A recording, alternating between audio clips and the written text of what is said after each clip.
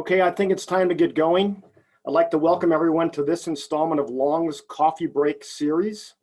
Today we're going to be talking about 82% or greater energy recovery from a modular ERV. My name is Bill Rohn and I'm a sales engineer for Long. Today we are joined by Brian Stinnett from Swagon. Brian, I'm going to hand it over to you for the presentation. Thanks, Bill.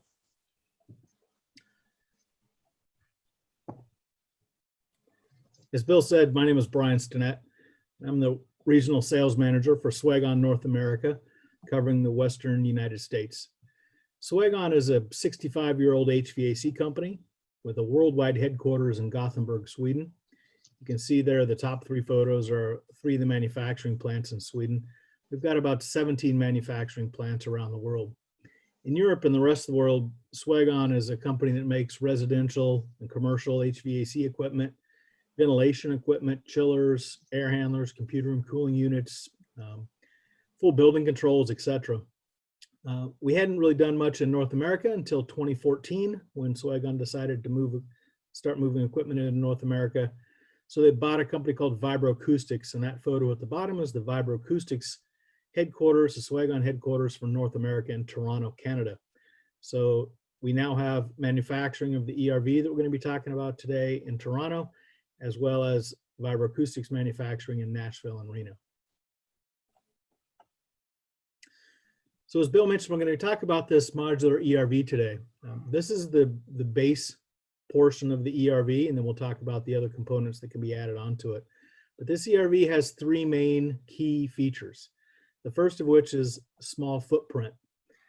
In order to allow this unit to have a very small footprint, we design and build our own fans.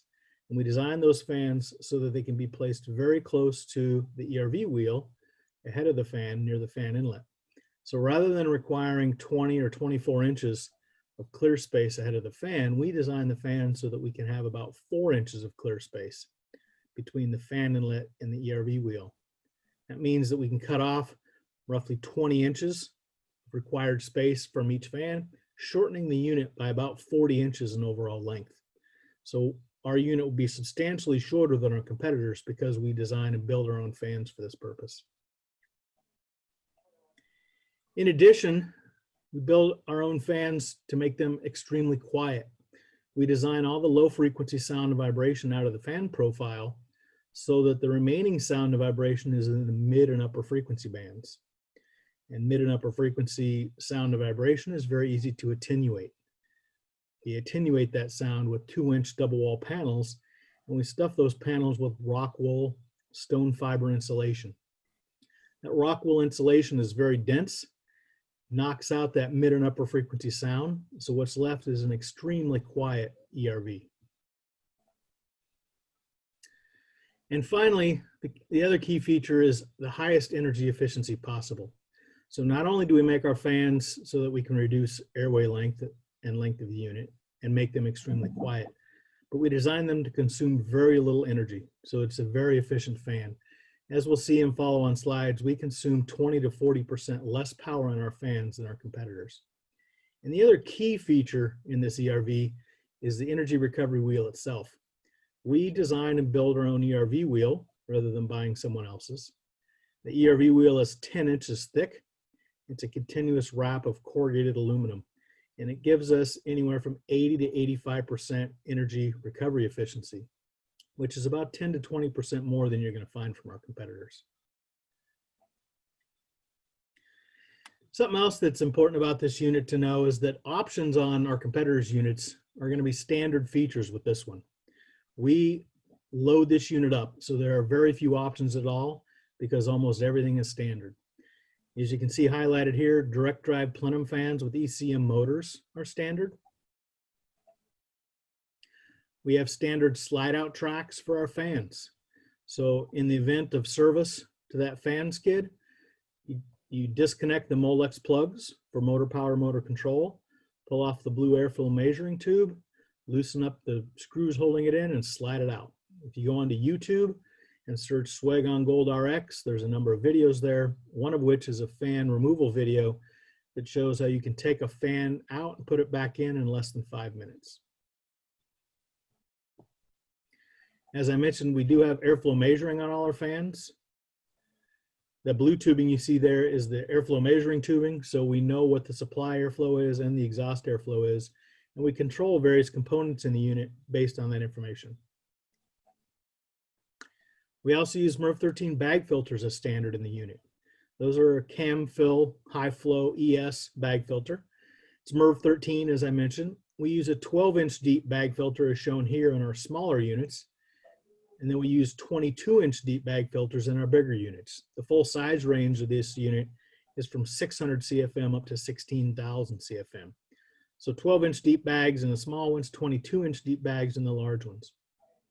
We want high filtration, but we will want low static pressure drop because we want to keep the fan energy consumption as low as possible. That's why we use bags. Also, if you notice the blue handles there shown at the top and bottom of the filters, that's a positive seal filter rack.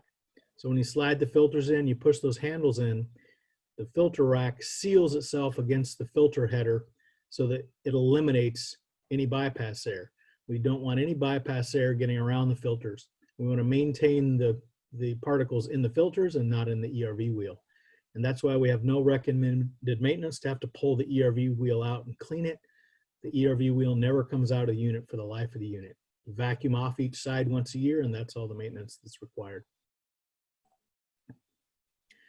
We also have pressure sensors for both the main bag filters, as well as we always include a 2-inch filter rack in the unit, whether you want to utilize a 2-inch filter or not.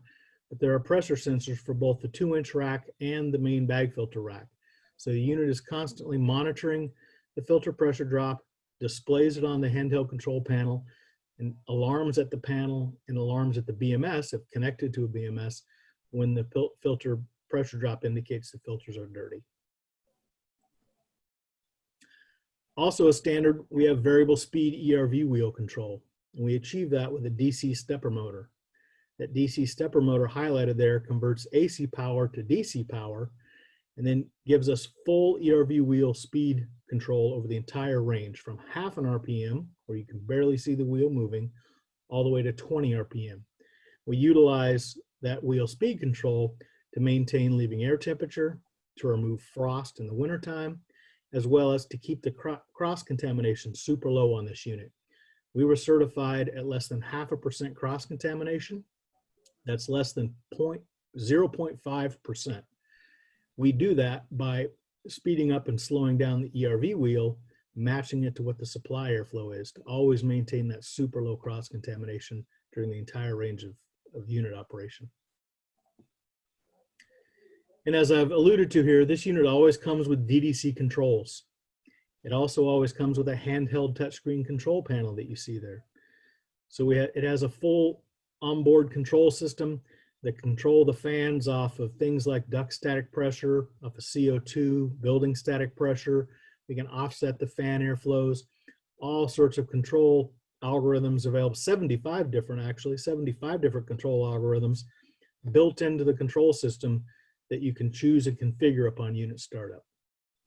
So Brian, the Gold RX ERV has a lot of very high and standard features.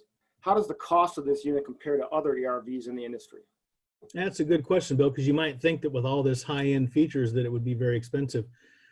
We can provide all these features as standard at a cost equivalent to competitors like Greenheck and Aon, because we design and build our own components. We don't go buy somebody else's components. So we make our own fans, we make our own ERV wheel, we make our own controls, because remember I said in Europe, we have full building controls.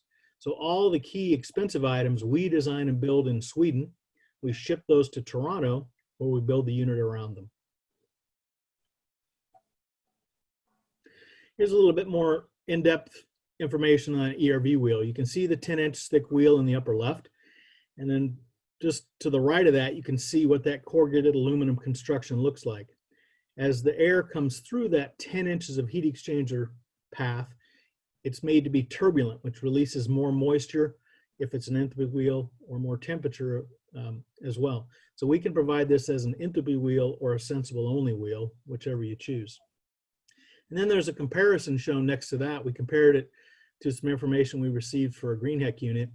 we can see that we were about 10% higher energy efficiency recovery. That resulted in about 8% reduction in cooling capacity needed. And then the other big thing is you compare the fans, we were 20 to 40% lower brake horsepower at the same CFM and static pressure as that Greenheck unit. So we're consuming 20 to 40% less power in our fans.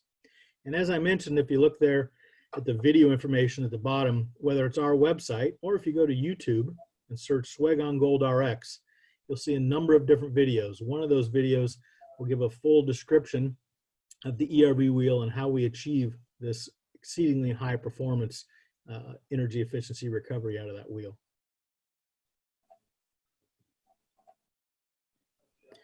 And so we've talked about the base ERV. Now we'll talk about the other upstream and downstream items. You can see I've highlighted the base ERV in the dashed line there. And then we call the items we do upstream and downstream cased accessories. That's just a term we use.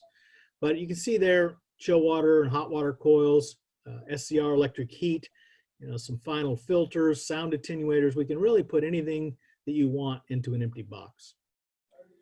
So you've mentioned various electric and hydronic coils can be installed in the unit. What else can be installed in these ERVs? Yeah, good question, Bill. And that's a wide-ranging answer. We've done many things like we've just finished the design for an evaporative cooler section. I'll show you that in a little bit. VRV, integrated factory installed systems. I'll show you that as well. Over-under heat pipes, wraparound heat pipes, all different kinds of things. If it'll fit in an empty section, more than likely we've either done it or will do it. Now, here's one of the things I was just talking about. This was a design that we just recently finished. The data you see on this slide is for the Denver ASHRAE conditions, but this is utilizing an evaporative cooler in the return air stream, and then using a sensible only recovery wheel so that we can pre-cool or further cool that return air and utilize that colder return air then to further cool the outdoor air. So in this condition, if we weren't using the evaporative cooler, we would get air off that ERV wheel at about 80-degree dry bulb. By utilizing the evaporative cooler, we get another 13 degrees of temperature reduction. So now rather than coming off the ERV wheel at 80 dry bulb, we come off at 67 dry bulb. So great advantages there. You may be able to use this kind of setup with no additional supplemental cooling coil based upon your design conditions in your building. So what are the internal details and advantages of using the evaporative cooler in an ERV unit? Yeah, and I think if you look at the psych chart on the right, you can really see that. If you look at the bottom portion of the psych chart, we see points D and E star. So point D is the outside air conditions, and you see there, we're talking about 93, 94 degrees outside. If we didn't have that evaporative cooler, you could see that it would come through the ERV wheel and cool it down to that E star point, and that's about 80 dry bulb. But then by utilizing the evaporative cooler and further cooling the return air, we can get that air off the ERV wheel clear down to 67 dry bulb. So great additional cooling available with that. And here's one of the other things I talked about, the ability to do a factory installed VRV integration. So we can get the Daikin control panel and the electronic expansion valve kit, factory install those and wire those up so that the unit ships to the job site ready to pipe to a Daikin outdoor heat pump for extremely high efficiency heating and cooling. That gives you the best of both worlds because now you have unsurpassed energy efficiency with the heat recovery wheel, and then you get unsurpassed energy efficiency with your heat pump Daikin heating cooling unit. A couple other things I'll mention is that we do have Passive House certification on this unit for your Passive House projects. We've got that certification. In addition, we've got the Declare Living Building Challenge certification as a red list approved item. So if you're working on either of those projects or types of projects, we have the certifications in hand. So you mentioned the Gold RX ERV is a Passive House Institute certified unit. What does that mean exactly?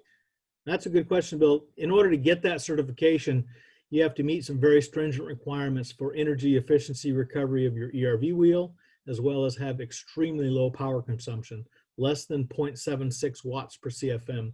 And we can achieve both of those. We were certified at 84% energy efficiency recovery on our wheel, and we can run selections for units to get down actually very near 0.5 watts per CFM power consumption. So extremely high efficiency. So I see the Living Building Challenge Declare certificate. Can you tell us more about that? Sure, that certificate means that we've gone through and studied each of the internal components and materials to ensure that we don't have anything that exceeds their very low requirements for items and components, materials that are on their red list. So we're ready to work on those kind of projects because we've already done all the studies to make sure that we don't have any of those materials in the unit. You know, I will say quickly as well that we make this unit in an air handler version that's called our Gold SD, either a mixed air handler or 100% outside air unit, either one. It also has the Declare Red List Approved certificate. And here's just a final look at a unit go out on the roof. You can see it's got a base rail for single point lift. This was going into northern Canada, so it's got an electric preheater for defrost. It's got an electric post heater. It's got a VRV coil for heating and cooling. It has isolation dampers in it. It's got a restrict section in it. So all different kinds of things we can build into this unit besides just the standard ERV section. Thank you, Brian. I'd also like to thank everybody else for joining us today. If you have any questions about Swagon modular ERVs, please reach out to your Long sales engineer. Please join us next week where Jordan Weiss will be discussing gas detection made easy. Thank you so much, and I hope you all have a great day.